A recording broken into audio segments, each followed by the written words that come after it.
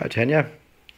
Det er så vores lille kaninunge her. Den ene af dem. En lille spralsk fanden på 3 uger.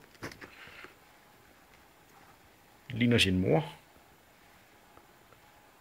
Så lige sætter ham op. Tager den næste. Ligner også både sin mor og sin far. Lille spralsk fanden. Så er de ganske hvide små fanden her. De er også dejlige. Med helt røde øjne og så videre. Ja, vi hopper lidt rundt herover. Så var der fars lille dreng. Er han ikke dejlig? Kom her, kom her. Ej, kom nu. Kan jeg have fat i dig? Ikke på far. Ej, du. Det er ikke dejligt. Med sorte øjne og prikker og strege på ryggen og hele skidtet. Havde han været en kælegris, så havde han ikke haft nogen børster, det er helt sikkert. Der tager vi vores lille bitte baby. Han er ikke ret stor. Han er den mindste baby. Med sorte ører og sorte øjne og sort på begge sider af næsen. Tager lige ned igen, han hopper lidt rundt. Sort på begge sider af næsen. Er han ikke dejlig? Han er fandme skøn.